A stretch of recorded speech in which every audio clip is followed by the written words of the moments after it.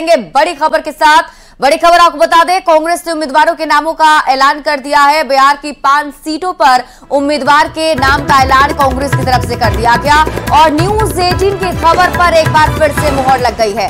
News 18 Bihar Jharkhand ने जो संभावित उम्मीदवार बताए थे उनके ही नाम जो है वो सामने आए हैं। पश्चिम चंपारण से मदन मोहन तिवारी, मुजफ्फरपुर से अजय निषाद को टिकट मिला है, तो महाराजगंज से आकाश प्रसाद सिंह को टिकट दिया गया है।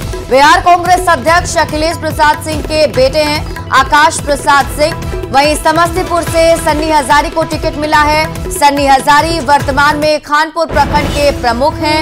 बिहार सरकार के मंत्री महेश्वर हजारी के बेटे हैं सन्नी हजारी। सासाराम से मनोज कुमार को कांग्रेस ने टिकट दिया है।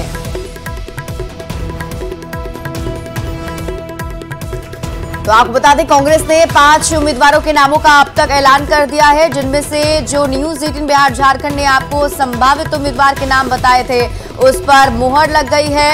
आपको बता दें, समस्तीपुर से सन्नी हजारी को टिकट दिया गया है, तो वहीं बिहार की 5 सीटों पर उम्मीदवारों का ऐलान कर दिया गया है। मुजफ्फरपुर से अजय निषाद को टिकट दिया गया है। साथ ही साथ अब किनके बीच मुकाबला होगा आप वो जान लीजिए। समस्तीपुर की बात करें तो शांभवी चौधरी एलजेपीआर की प्रत्याशी हैं, उनका मुकाबला कांग्रेस प्रत्याशी सन्नी हजारी से होने जा रहा है। तो इन 5 सीट जहां पर मुकाबला कड़ा देखने को मिलेगा। संजय जायसवाल बीजेपी से प्रत्याशी हैं पश्चिम चंपारण में, तो कांग्रेस यहां से मदन मोहन तिवारी को चुनाव मैदान में उतारी है। शिवेश राम बीजेपी कैंडिडेट हैं सासाराम से, तो कांग्रेस ने मनोज कुमार को टिकट दिया है। और मुजफ्फरपुर की बात कर लेते हैं, राजभूषण निषाद बीजेपी से कैंडिडेट हैं, तो कांग्रेस से अजय निषाद उनके सामने होंगे। महाराजगंज में जनार्दन सिंह सिग्रीवाल बीजेपी कैंडिडेट हैं, तो कांग्रेस से आकाश सिंह को टिकट मिला है। यानी इन दोनों के बीच कड़ी टक्कर होने वाली है। और एक बार फिर से हम आपको ग्राफिक्स के जरिए बताते हैं। समस्तीपुर से कांग्रेस ने सन्नी हजारी को टिकट दिया है, तो पश्चिम चंपारण से कांग्रेस ने मदन मोहन तिवारी को अपना प्रत्याशी बनाया है। सासाराम से कांग्रेस ने मनोज कुमार पर भरोसा जताया है, तो वहीं मुजफ्फरपुर लोकसभा सीट पर अजय निषाद को कांग्रेस ने टिकट दिया है। साथ ही बात कर लेते हैं महाराजगंज लोकसभा सीट की, तो कांग्रेस ने आकाश सिंह को उम्मीदवार बनाया है।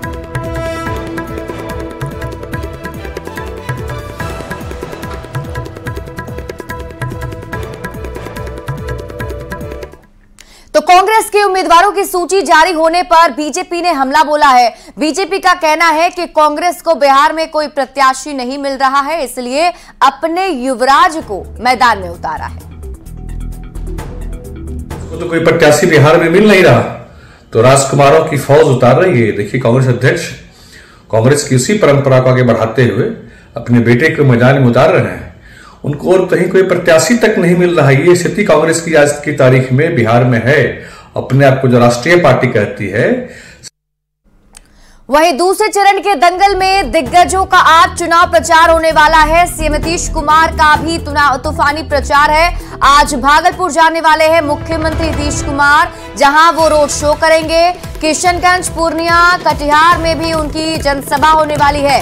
आज भागलपुर में राजनाथ सिंह की भी सभा होगी। जेडीयू के प्रत्याशी अजय मंडल के लिए प्रचार करेंगे राजनाथ सिंह। तो इस वक्त की बड़ी खबर आपको बता रहे हैं, दूसरे चरण के दंगल के लिए अब चुनाव प्रचार काफी जोर पकड़ता हुआ जा रहा है। सीएम नीतीश कुमार का तूफानी प्रचार आज भी जारी रहेगा। भागलपुर में आज सबसे पहले नीतीश कुमार का रोड शो होना है, फिर किशनगंज, पूर्णिया, कटिहार में भी मुख्यमंत्री जनसभा करने जा रहे हैं। और आपको बता दें, राजनाथ सिंह भी आज भागलपुर आ रहे हैं, जहां एनडीए प्रत्याशी के पक्ष में वोट की अपील करेंगे। लोकसभा चुनाव के दूसरे चरण के लिए जोरदार प्रचार जारी है। बिहार के मुख्यमंत्री नीतीश कुमार ने सोमवार को बांका, भागलपुर और किशनगंज में 4 जनसभा को संबोधित किया। सीएम नीतीश कुमार ने धुआंधार प्रचार कर उन लोगों को जवाब दे दिया जो चुनाव प्रचार के दौरान सवाल पूछ रहे थे कि मुख्यमंत्री कहां है।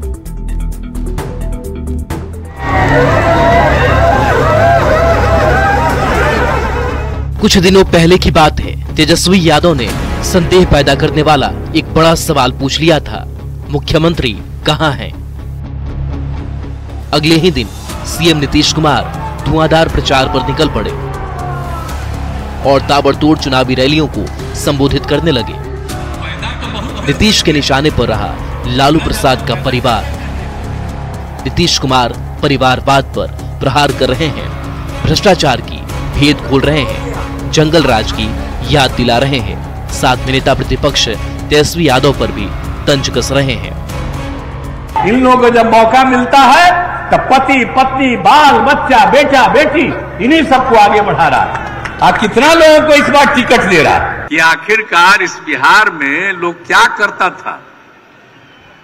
कहीं कोई पढ़ाई होती थी जी, आज शाम में कोई घर से बाहर निकलता था कि हम लोगों ने 2020 में ये तय किया 7 निश्चय 2, और उसी में हम लोगों ने तय किया कि हम 10 लाख नौकरी देंगे। आजकल बोलते रहेगा और कहते रहा, हमने तो बीच में मौका दिया, तभी जाकर के बेटा ही बोल देता है कि हमने क्या किया। जो काम हम लोग कर रहे थे उसको भी किया था उसी समय, और जो लोगों को बहाली किए तब बोलते रहता है। अरे क्या मतलब है, उसका क्या लेना देना। नीतीश कुमार की तरफ से लगातार किए जा रहे हमले पर तेजस्वी यादव ने प्रतिक्रिया दी और सीएम के बयान को बेचैनी और बौखलाहट का नतीजा बताया। जो स्थिति जो हो गई है, कुछ 4-5 लोग हैं वहाँ जो लोगों ने हाईजैक हमारे चाचा को कर रखा है कि इतनी भाषा की मर्यादा गिरती जा रही है उनके तरफ से। असल में बेचैन है, बौखलाहट है, और जान रहे हैं कि जहाँ भी जा रहे हैं उनको सुनने कोई आ भी नहीं रहा है। सीएम नीतीश कुमार के धुआंधार प्रचार में लालू परिवार पर प्रहार किए जाने को लेकर बिहार में सियासत तेज हो गई है। राजनीतिक दलों के नेता अपने अपने सहूलियत के हिसाब से बयान का मतलब निकाल रहे हैं। वैसे नीतीश कुमार के धुआंधार प्रचार ने तेजस्वी यादव के उस सवाल का जवाब जरूर दे दिया है जिसमें तेजस्वी यादव ने पूछा था कि मुख्यमंत्री कहां हैं। Bureau report, news 18। किशनगंज के डगरवा में नीतीश कुमार ने जेडीयू प्रत्याशी मुजाहिद आलम के पक्ष में चुनाव प्रचार किया। नीतीश कुमार ने एक बार फिर परिवारवाद पर हमला बोलते हुए बिना नाम लिए लालू प्रसाद पर निशाना साधा है। नीतीश कुमार ने एक बार फिर से लालू प्रसाद के बच्चों की संख्या पर सवाल उठाए। आजकल देख रहे हैं, आपसे फोटोआ मांगने आएंगे और 9 को बाल बच्चा पैदा किया। आप सोचिए ये कोई तरीका है कि 9 को बाल बच्चा पैदा करे? आप यही समझ लीजिए, लोग अपना बीवी को बनावे, अपना लड़का को बनावे, अपने बेटी को बनावे, ये कोई तरीका है? तेजस्वी यादव के सत्तू वाले बयान पर भी बवाल मचा हुआ है, जिस पर चिराग पासवान ने तेजस्वी यादव को नसीहत दी है। चिराग पासवान ने कहा है कि अपने कार्यकर्ताओं को सत्तू पिलाएं तेजस्वी यादव। गर्मी में सत्तू पीने से दिमाग ठंडा रहेगा कार्यकर्ताओं का। दूसरी की मां बहन को गाली नहीं देंगे आरजेडी वाले।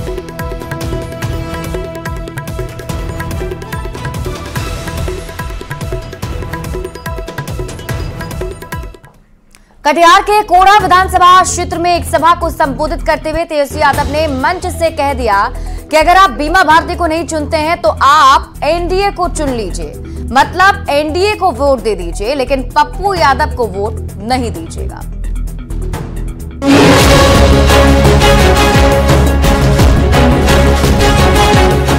क्या तेजस्वी यादव कभी एनडीए उम्मीदवार को जिताने की बात कह सकते हैं? तो आप कहेंगे नहीं, लेकिन ऐसा हुआ है।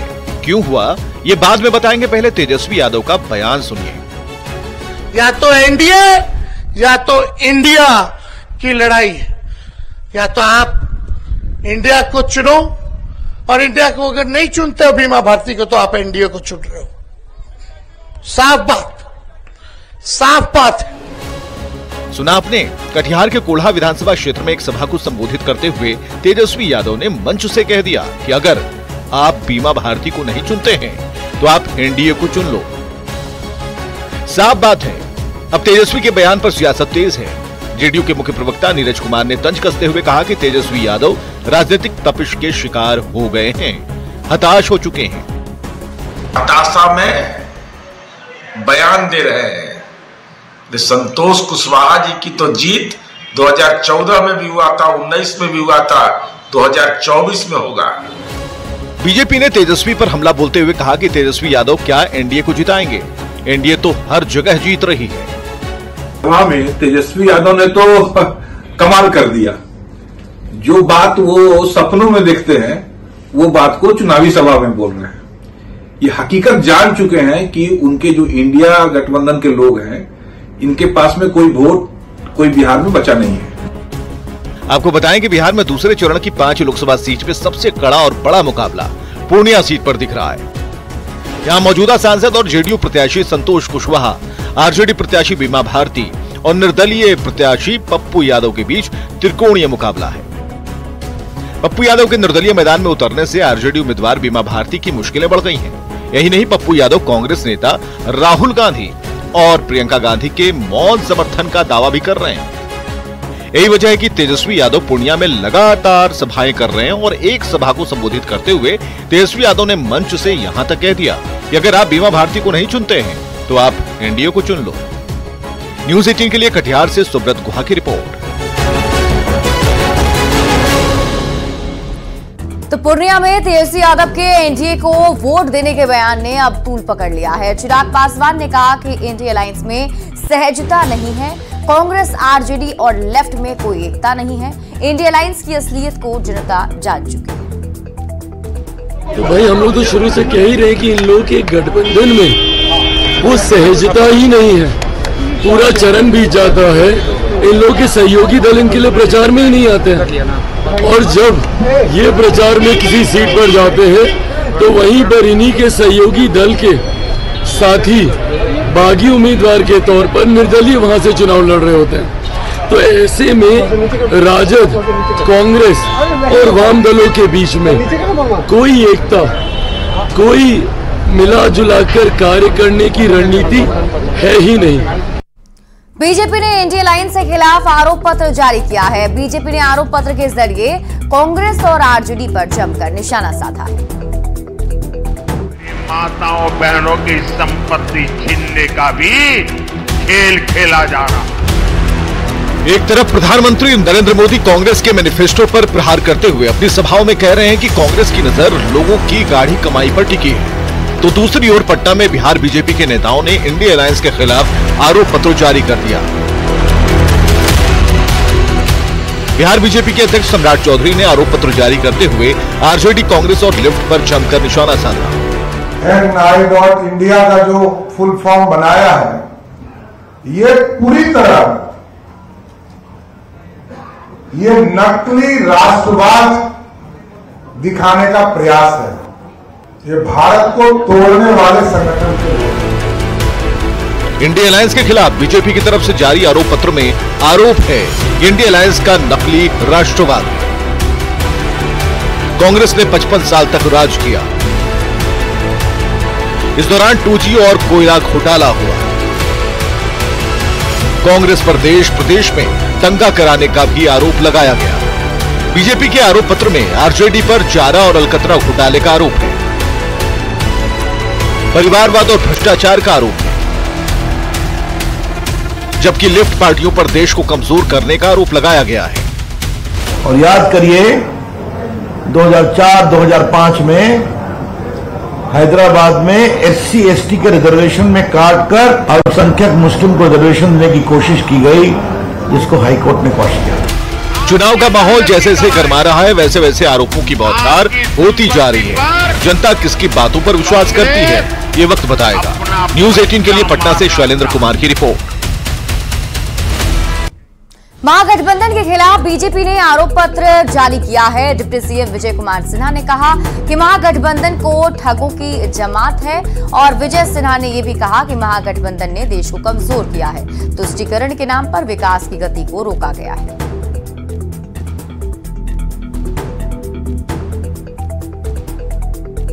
ये ठगों की जमात है और जनता को लंबे समय तक ठगने का, भ्रमित करने का और राष्ट्र को कमजोर करने का काम किए हैं। यही लोग हैं कि तुष्टीकरण की राजनीति के नाम पर हमेशा विकास की गति को रोके हैं और विकास में कमीशन और करप्शन का वातावरण इन लोगों ने बनाया है।